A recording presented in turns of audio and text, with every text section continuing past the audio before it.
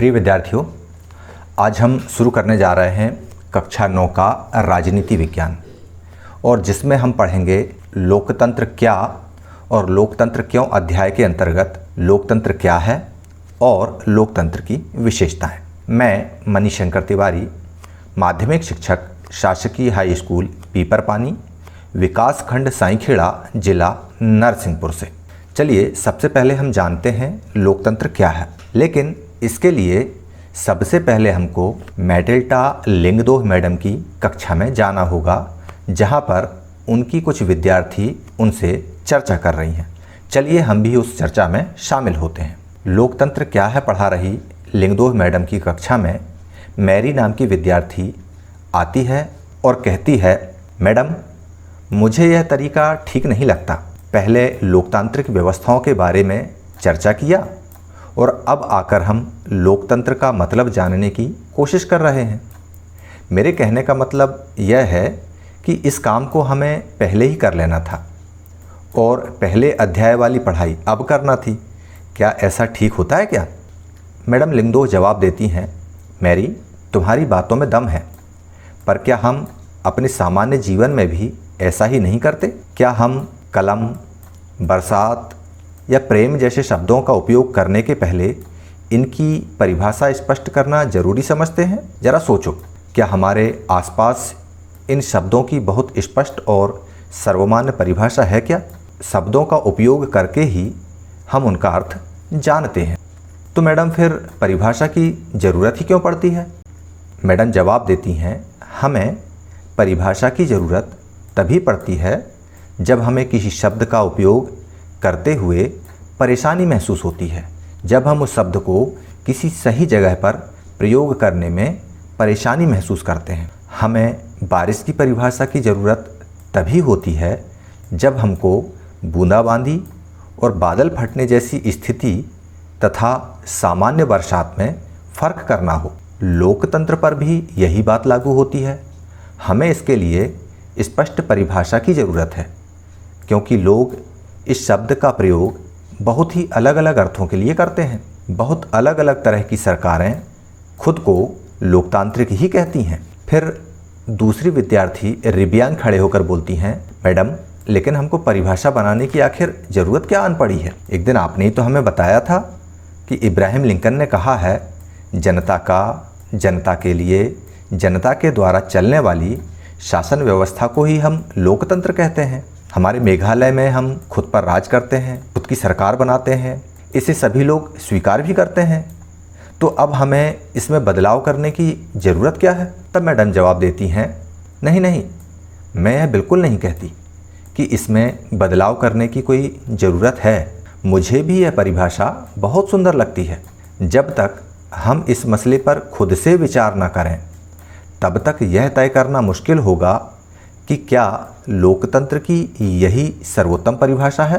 हमें किसी भी चीज़ को सिर्फ इसी आधार पर स्वीकार नहीं कर लेना चाहिए कि उसे किसी नामी ग्रामी आदमी ने कहा है और सभी लोगों ने उसे सही मान लिया है। योलांदा खड़ी होती हैं और बोलती हैं, मैडम क्या मैं भी कुछ कह सकती हूँ? हमें कोई परिभाषा तलाशने की ज़रूरत बिल्कुल नहीं है। मैंने कहीं पर पढ़ा है कि डेमोक्रेसी जो शब्द है वह यूनानी भाषा के शब्द डेमोक्रेशिया से मिलकर बना है, जिसमें यूनान में डेमो का अर्थ होता है लोग और क्रेशिया का अर्थ होता है शासन। इस प्रकार डेमोक्रेसी अर्थात लोकतंत्र का अर्थ है लोगों का शासन। यही सही अर्थ है, तो फिर हमको परिभाषा जानने की क्या ज़रूरत है? मैडम जवाब देती हैं, इस सवाल पर विचार करने का यह भी एक बहुत उपयोगी तरीका है, पर मैं इतना कहूँगी कि सिर्फ शब्द की उत्पत्ति से उसकी परिभाषा निकालने का तरीका हमेशा उपयोगी नहीं रहता। शब्द का अर्थ हमेशा अपने मूल से जुड़ा या बंधा हुआ नहीं रहता है। समय और प्रयोग के साथ साथ उसका अर्थ बदलता ही रहता है। अब आप कंप्यूटर शब्द को ही ले लो। यह कंप्यूटिंग अर्थात गणना शब्द से बना है। मुश्किल गणनाओं को सरलता से करने के लिए बने यंत्र को ही कंप्यूटर कहा जाता था। दरअसल यह बहुत शक्तिशाली कैलकुलेटर थे। आज शायद ही कोई इस अर्थ में कंप्यूटर शब्द का प्रयोग करता हो। अब तो कंप्यूटर का उपयोग लिखने, पढ़ने, डिजाइन बनाने, संगीत बनाने और फिल्म देखने में होता है। शब्द वही है कंप्यूटर, पर समय बीतने के साथ उनका अर्थ बदल सकता है। ऐसी स्थिति में सिर्फ शब्दों के मूल अर्थ पर ही भरोसा करना बहुत ही उपयोगी नहीं होता है। फिर मैरी आके बोलती है, तो मैडम आपके कहने का मतलब यह हुआ कि इस विषय पर खुद सोचने का कोई शॉर्टकट नहीं है, हमें इसके अर्थ पर गौर करना ही होगा और इसकी एक परिभाषा गढ़नी ही होगी। मैडम कहती हैं, एकदम सही, चलो इसीलिए आज हम इस काम को कर ही डालें। तो आप लोगों ने इस चर्चा को बहुत गौर से सुना और समझा कि किस तरह से मैरी ये कहती है कि आपने हमको लोकतंत्र के बारे में पहले पढ़ा दिया और आज हमको लोकतंत्र की परिभाषा आप समझाने जा रही हूँ। तब मैडम ये बोलती हैं उनसे कि मैरी, जैसे आप किसी भी चीज़ का पहले उपयोग करती हैं, किसी भी वस्तु का आप प्रयोग करती हैं, तो उसके नाम को जानती हैं या उसकी परिभाषा। डेफिनेटली हम लोग सभी लोग जैसे बचपन से पानी का इस्तेमाल करते आए हैं, जैसे हम सबसे पहली बार जब पानी का इस्तेमाल करते हैं तो पानी की परिभाषा नहीं जानते, उसका उपयोग कर लेते हैं। तो इसी तरह लोकतंत्र के बारे में हम शुरू करते हैं एक सरल परिभाषा से। आइए उस चर्चा पर फिर से गौर करते हैं जो खुद को लोकतांत्रिक बताने का दावा करने वाली सरकारों के बीच की समानता और असमानताओं से जुड़ी है। सभी लोकतांत्रिक व्यवस्थाओं की पहचान के लिए एक बहुत ही सरल पैमाना था। वह पैमाना क्या था? लोगों के पास अपनी सरकार को चुनने का अधिकार होना। अर्थात वह व्यवस्था लोकतांत्रिक होगी जिसमें लोग अपने शासकों का चुनाव स्वयं करते हों। इसलिए चलिए हम शुरुआत करते हैं एक बहुत ही सरल परिभाषा से, और वह परिभाषा है लोकतंत्र शासन का एक ऐसा रूप है जिसमें शासकों का चुनाव लोग करते हैं। इस सरल परिभाषा को अपने दिमाग में रखिए कि लोकतंत्र शासन का कैसा फॉर्मेट है जिसमें शासकों का चुनाव लोग करते हैं, मतलब जनता अपने राजा को चुनती है। यह परिभाषा स्पष्ट ढंग से लोकतांत्रिक और गैर लोकतांत्रिक शासन व्यवस्था में अंतर कर देती है। लेकिन यह परिभाषा भी पूर्ण या पर्याप्त नहीं है। इससे हमें यह समझ में आता है कि लोकतंत्र का मतलब होता है लोगों का शासन। पर इस परिभाषा का प्रयोग यदि हमने बिना सोचे समझे किया तो फिर हमको उन सभी सरकारों को लोकतांत्रिक कहना पड़ेगा जो सरकारें चुनाव करवाती हैं और सत्ता में आ जाती हैं, और फिर हम सही नतीजे पर बिल्कुल भी नहीं पहुंच पाएंगे। जैसा कि हम आने वाले अगले अध्याय में देखेंगे कि हर सरकार, चाहे वह लोकतांत्रिक हो या ना हो, खुद को लोकतांत्रिक कहना और कहलाना पसंद करती है। इसलिए हमको असली लोकतंत्र और दिखावटी लोकतंत्र वाली सरकारों के बीच सावधानीपूर्वक फ़र्क करना ही होगा, और यह हम तभी कर पाएंगे जब हम इस परिभाषा के एक एक शब्द को सावधानी से समझें और लोकतांत्रिक सरकार की विशेषताओं को जानें। अर्थात लोकतंत्र वह शासन व्यवस्था है जिसमें लोग अपने शासन का, अपने शासक का चुनाव करते हैं, चयन करते हैं। लेकिन इस सामान्य परिभाषा से हम सब कुछ नहीं समझ सकते, इसलिए हमको इस परिभाषा के एक एक शब्द को बहुत सावधानी से समझना होगा और हम लोकतांत्रिक सरकार की विशेषताओं को जानना होगा। तो चलिए हम आगे बढ़ते हैं और समझने की कोशिश करते हैं कि लोकतांत्रिक सरकारों की विशेषताएं क्या होती हैं। चलिए हम आरंभ करते हैं लोकतंत्र की विशेषताएं। हमने एक सरल परिभाषा के साथ शुरुआत की है। वह सरल परिभाषा क्या थी? लोकतंत्र शासन का एक ऐसा रूप है जिसमें जनता शासकों का चुनाव करती है। अर्थात नागरिक अपने शासक का चुनाव करते हैं, उसे हम लोकतंत्र कहते हैं। लेकिन इससे अनेक सवाल उठ खड़े होते हैं। जैसे इस परिभाषा के अनुसार शासक कौन है? किसी सरकार को लोकतंत्र कहे जाने के लिए उसके किन अधिकारियों का चुनाव हुआ होना आवश्यक है? लोकतंत्र में वे कौन से फैसले हैं जो बिना चुने हुए अधिकारी भी ले सकते हैं। इसके अलावा और सवाल हैं कि किस तरह के चुनाव को हम लोकतांत्रिक चुनाव कह सकते हैं, किसी चुनाव को लोकतांत्रिक कहने के लिए किन शर्तों का पूरा किया जाना जरूरी है, कौन लोग शासकों का चुनाव कर सकते हैं या खुद शासक चुने जा सकते हैं, क्या इसमें प्रत्येक नागरिक का बराबरी की हैसियत से भाग लेना जरूरी है, क्या कोई लोकतांत्रिक व्यवस्था अपने कुछ नागरिकों को इस अधिकार से वंचित कर सकती है, और सवाल है सरकार के किस स्वरूप को हम लोकतांत्रिक कहेंगे। क्या चुने हुए शासक लोकतंत्र में अपनी मर्जी से सब कुछ कर सकते हैं, अथवा लोकतांत्रिक सरकार के लिए कुछ लक्ष्मण रेखाओं को बंद करके काम करना जरूरी है। क्या लोकतांत्रिक शासन व्यवस्था को नागरिकों के कुछ अधिकारों का आदर करना चाहिए। आइए कुछ उदाहरण हैं जिन पर हम बारी बारी से विचार करें, इसके बाद हम समझ पाएंगे कि लोकतंत्र की विशेषताएं क्या हैं। चलिए, पहला बिंदु है प्रमुख फैसले निर्वाचित नेताओं के हाथ। आपको पाकिस्तान की कहानी सुनाते हैं कि पाकिस्तान में जनरल परवेज़ मुशर्रफ ने अक्टूबर 1999 में सैनिक तख्तापलट की अगुवाई की और उन्होंने लोकतांत्रिक ढंग से चुनी हुई सरकार को उखाड़ फेंका और खुद को देश का मुख्य कार्यकारी घोषित कर दिया।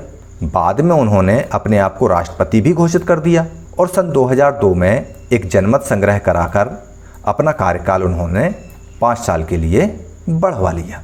पाकिस्तानी मीडिया, मानवाधिकार संगठनों और लोकतंत्र के लिए काम करने वालों ने आरोप लगाया कि जनमत संग्रह एक धोखाधड़ी है और इसमें बड़े पैमाने पर बहुत सारी गड़बड़ियां की गई हैं।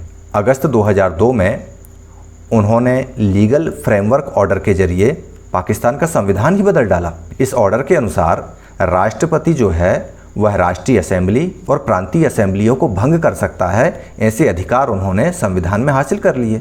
मंत्रिपरिषद के कामकाज पर एक राष्ट्रीय सुरक्षा परिषद की निगरानी रहती है, जिसके ज़्यादातर सदस्य फौजी अधिकारी हुए। इस कानून के पास हो जाने के बाद राष्ट्रीय और प्रांतीय असेंबली के चुनाव करा लिए गए। इस प्रकार पाकिस्तान में चुनाव भी हुए और चुने हुए प्रतिनिधियों को कुछ अधिकार भी मिले, लेकिन अभी भी सर्वोच्च सत्ता सेना के अधिकारियों और जनरल मुशर्रफ के पास में ही थी।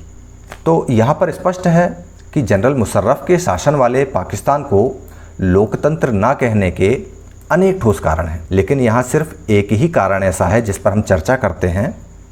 क्या हम कह सकते हैं कि पाकिस्तान के लोगों ने अपने शासकों का चुनाव स्वयं किया है? नहीं, हम ऐसा नहीं कह सकते। लोगों ने राष्ट्रीय और प्रांतीय असेंबली के प्रतिनिधियों का चुनाव तो किया, लेकिन वे चुने हुए प्रतिनिधि प्रशासक नहीं थे, वे अंतिम फैसला नहीं कर सकते थे। अंतिम फैसला अभी भी सेना के अधिकारियों और जनरल मुशर्रफ के हाथ में था और ये लोग जनता द्वारा नहीं चुने गए थे। ऐसा अक्सर तानाशाही शासन व्यवस्था में ही होता है। वह औपचारिक रूप से चुनी हुई संसद और सरकार तो होती है, पर असली सत्ता कुछ लोगों के हाथ में सीमित होती है और सत्ताधारी लोगों को जनता नहीं चुनती। कुछ देशों में असली ताकत विदेशी शक्तियों के हाथों में रहती है, ना कि चुने हुए प्रतिनिधियों के हाथों में। इसे लोगों का शासन बिल्कुल भी नहीं कहा जा सकता। पाकिस्तान के जनरल मुशर्रफ की कहानी को सुनकर, समझकर हम एक पहली विशेषता पर पहुंच जाते हैं। और पहली विशेषता क्या है? लोकतंत्र में अंतिम निर्णय लेने की शक्ति लोगों द्वारा चुने हुए प्रतिनिधियों के पास ही होनी चाहिए। अब हम चलिए अगला किस्सा देखते हैं। स्वतंत्र और निष्पक्ष चुनाव के अंतर्गत किस्सा चीनी चुनाव का। चीन की संसद का नाम है क्वांगुओ रेमनिन दाई बियाओ दाहुई, अर्थात राष्ट्रीय जनसंसद। चीन की संसद का चुनाव प्रत्येक 5 वर्ष के नियमित अंतराल में होता है। इस संसद को देश का राष्ट्रपति नियुक्त करने का अधिकार है।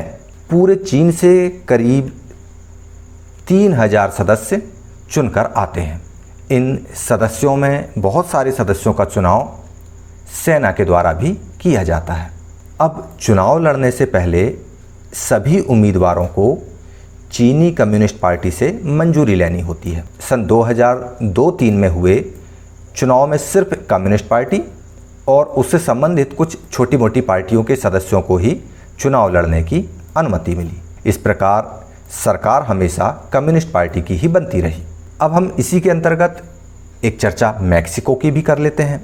1930 में मैक्सिको जो है आज़ाद हो गया और आज़ाद होने के बाद हर 6 साल के बाद वहाँ पर राष्ट्रपति के लिए चुनाव कराने जाने लगे। देश में कभी भी फौजी शासन आया ना ही तानाशाही आई, लेकिन सन 2000 तक हर चुनाव में PRI अर्थात इंस्टीट्यूशनल रिवॉल्यूशनरी पार्टी नाम की ही राजनीतिक दल को जीत मिलती थी। विरोधी दल चुनाव में हिस्सा तो लेते थे पर कभी भी उनको जीत हासिल नहीं होती, हमेशा पटकनी खाते थे। चुनाव में हर हथकंडे अपनाकर हर हाल में जीत हासिल करने के लिए PRI जो है कुख्यात थी। सरकारी दफ्तरों में काम करने वाले सभी लोगों को पार्टी की बैठकों में जाना अनिवार्य कर दिया गया था। सरकारी स्कूलों में अध्यापक भी छात्र छात्राओं के माँ बाप को फ़ोन करते, बात करते और PRI के लिए वोट देने को कहते थे। मीडिया भी जब तब विपक्षी दलों की आलोचना करता रहता और उनकी गतिविधियों को नज़रअंदाज कर देता। कई बार तो ऐसा होता कि एकदम अंतिम क्षणों में मतदान केंद्रों को एक जगह से हटाकर दूसरी जगह पहुंचा दिया जाता, जिससे क्या होता, अनेक लोग वोट ही नहीं डाल पाते थे। अपने उम्मीदवारों के चुनाव अभियान पर यह PRI पैसा भी काफ़ी खर्च किया करती थी। अब आप लोग सोचिए, क्या हमने पाकिस्तान का किस्सा सुना, चीन का किस्सा सुना और मैक्सिको की कहानी भी हमने देखी, तो क्या इन उदाहरणों को पढ़ने के बाद हमको लगता है कि यहाँ के शासक जनता द्वारा चुने गए हैं? इन उदाहरणों को पढ़ने के बाद तो यही लगता है कि हम ऐसा नहीं कह सकते। यहाँ काफ़ी सारी समस्याएं मौजूद हैं। चीन की बात करें तो चीन के चुनाव में लोगों के सामने कोई वास्तविक और गंभीर विकल्प ही नहीं होता। लोगों को शासक दल या उसके द्वारा स्वीकृत उम्मीदवारों को ही वोट देना होता है। क्या हम इसे मनपसंद चुनाव कह सकते हैं? मैक्सिको की अगर हम बात करें अब, तो मैक्सिको के मामले में ऐसा लगता है कि कहने को विकल्प तो था, लेकिन असल में वहाँ की जनता के पास विकल्प होते हुए भी वह दूसरे विकल्प पर विचार नहीं कर सकती थी। किसी भी तरह वहाँ शासक दल को पराजित नहीं किया जा सकता था, लोगों के चाहने पर भी नहीं। क्या वहाँ हुए चुनाव को निष्पक्ष चुनाव कह सकते हैं? बिल्कुल नहीं। उन चुनाव को भी हम निष्पक्ष नहीं कह सकते। इस प्रकार हम लोकतंत्र की अपनी समझ में एक अन्य विशेषता या गुण को जोड़ सकते हैं। लोकतंत्र के लिए सिर्फ चुनाव कराना ही पर्याप्त नहीं होता। चुनाव में एक से ज़्यादा असली राजनीतिक विकल्पों के बीच चुनने की स्थिति भी होनी चाहिए। लोगों के पास यह विकल्प रहना चाहिए कि वे चाहे तो शासक दल को गद्दी से उतार दें। चीन की तरह एक तरफा मुकाबला नहीं होना चाहिए कि एक ही पार्टी के चुनाव हों, एक ही पार्टी चुनाव में उतरे और वही जीत जाए, मतलब रेस में अकेले दौड़े और जीत गए। इसी तरह मैक्सिको में विपक्षी दल तो थे, लेकिन शासक दल के पास सत्ता की जो ताकत थी उसका वह दुरुपयोग करती और हमेशा वही चुनाव जीतती। तो इस तरह से लोगों के पास में चुनाव में बहुविकल्प होना चाहिए। यदि एक ही विकल्प होगा तो हम उसे लोकतंत्र नहीं कह सकते। अर्थात लोकतंत्र में सिर्फ चुनाव कराना ही सफिशिएंट नहीं है, चुनाव किन लोगों के बीच में हो रहा है यह समझना भी जरूरी है। इस प्रकार हम एक नई परिभाषा पर पहुंचते हैं। लोकतंत्र निष्पक्ष और स्वतंत्र चुनाव पर आधारित होना चाहिए ताकि सत्ता में बैठे लोगों के लिए जीत और हार के अवसर समान हों। अब हम बात करते हैं एक नई विशेषता के लिए, एक व्यक्ति एक वोट एक मूल। चलिए, पहले हमने पढ़ा है कि किस तरह लोकतंत्र के लिए होने वाला संघर्ष सार्वभौमिक वयस्क मताधिकार के साथ जुड़ा था। अब इस सिद्धांत को लगभग पूरी दुनिया में मान लिया गया है, पर किसी व्यक्ति को मतदान के समान अधिकार से वंचित करने के उदाहरण आज भी मौजूद हैं। जैसा कि आप इस चित्र में देख पा रहे हैं कि आपने पिछले जो अध्याय हैं इतिहास के उसमें पढ़ा है कि फ्रांस का जो राजा था लुई 16वां, वह पूरी एक स्टेट्स का, पूरे एक वर्ग का केवल एक वोट मानता था, जबकि जनता की मांग ये थी कि एक व्यक्ति का एक वोट होना चाहिए और सारे वोटों की कीमत समान होनी चाहिए। और इसी आधार पर फ्रांसीसी क्रांति ने जो स्वतंत्रता, समानता और बंधुत्व की बात सारी दुनिया में कही, वह आज सारी दुनिया मान रही है। अब आप देखिए, 2015 तक सऊदी अरब में औरतों को वोट देने तक का अधिकार नहीं था। एस्टोनिया ने अपने यहाँ के नागरिकता के नियम में कुछ इस तरह से तैयार किए, रूस के अल्पसंख्यक समाज के लोगों को मतदान का जो अधिकार है उसे हासिल करने के लिए काफ़ी मशक्क़त करना पड़ती है। फिजी की चुनाव प्रणाली को अगर हम वहाँ देखें तो वहाँ के मूल निवासियों का जो वोट है उसका महत्व भारतीय मूल के फिजी नागरिकों के वोट से ज़्यादा है। अर्थात लोकतंत्र राजनीतिक समानता के बुनियादी सिद्धांतों पर आधारित है। इस प्रकार हम लोकतंत्र की तीसरी विशेषता जान लेते हैं। वह क्या है?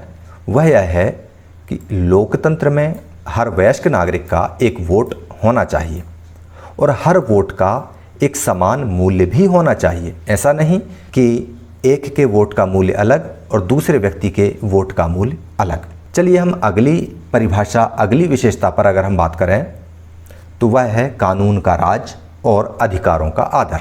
जिम्बाब्वे को सन 1980 में अल्पसंख्यक गोरों के शासन से मुक्ति मिल गई और उसके बाद देश पर जानू पीएफ दल का राज आ गया। इस दल ने स्वतंत्रता संघर्ष की अगुवाई की थी और इसके नेता थे रॉबर्ट मुगाबे, जो कि आज़ादी के बाद से ही देश पर शासन कर रहे थे। और वहाँ पर चुनाव भी रेगुलर होते और हमेशा जानू पीएफ दल ही जीतता आता था।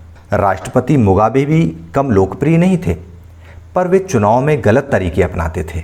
आज़ादी के बाद उनकी सरकार ने कई बार संविधान में संशोधन किया और राष्ट्रपति के अधिकारों में वृद्धि की और इस वृद्धि में उन्होंने अपनी जवाबदेही को कम कर लिया। मतलब उन्होंने अपने राइट्स तो बढ़ा लिए, अपने अधिकार तो बढ़ा लिए, लेकिन अपने कर्तव्यों को कम कर लिया। अक्सर जिम्बाब्वे में विपक्षी दलों के कार्यकर्ताओं को परेशान किया जाता, उनकी सभाओं में गड़बड़ कराई जाती, सरकार विरोधी प्रदर्शनों और आंदोलनों को गैरकानूनी घोषित कर दिया गया था। एक कानून ऐसा भी था जो राष्ट्रपति की आलोचना के अधिकार को सीमित करता था। आप किसी भी स्थिति में राष्ट्रपति की आलोचना नहीं कर सकते थे। टेलीविज़न और रेडियो पर सरकारी नियंत्रण स्थापित था और उन पर सिर्फ शासक दल के विचार ही प्रसारित होते थे। अखबार स्वतंत्र तो थे, पर यदि कोई अखबार वाला सरकार की आलोचना कर दे तो पत्रकारों को परेशान किया जाता था। सरकार ने बहुत सारे कोर्ट के निर्णयों की भी परवाह नहीं की जो निर्णय सरकार के खिलाफ जाते थे। सरकार ने जजों पर दबाव डाला। आखिरकार 2017 में रॉबर्ट मुगाबे को राष्ट्रपति पद से हटा दिया गया।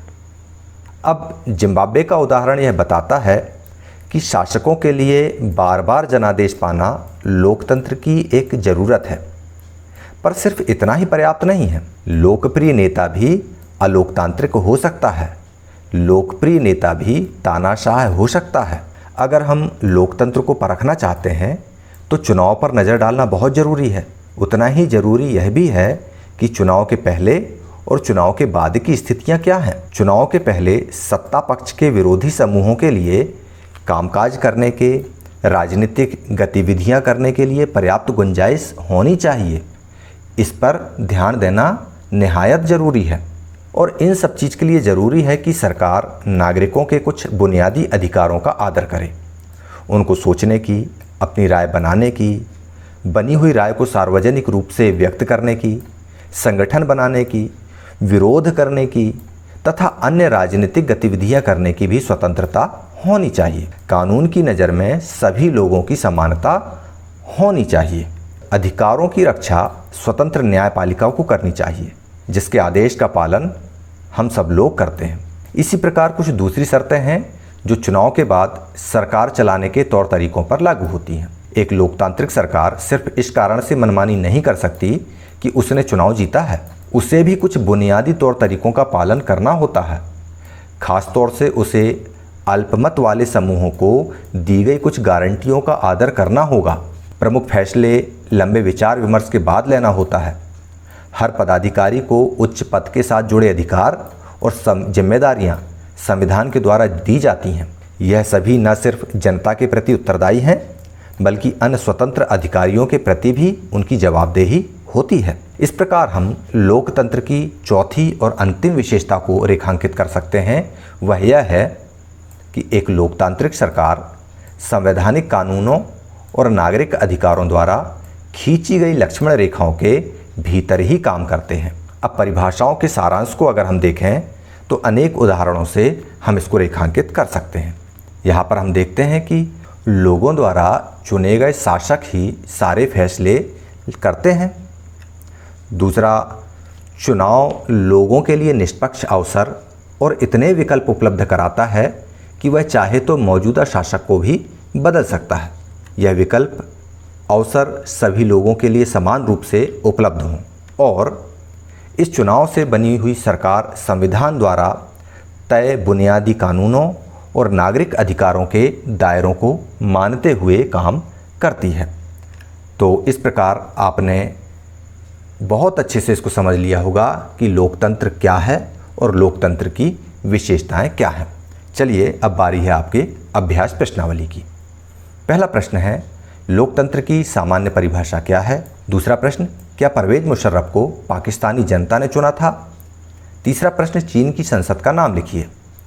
चौथा प्रश्न, आपने किन देशों के लोकतंत्र को इस अध्याय में समझा है? उनमें से 4 देशों के नाम लिखिए। और अंतिम प्रश्न, आपके देश के लोकतंत्र की कोई 2 विशेषताएं लिखिए। चलिए इन प्रश्नों को आप हल कीजिए। घर पर रहिए, सुरक्षित रहिए। जय हिंद।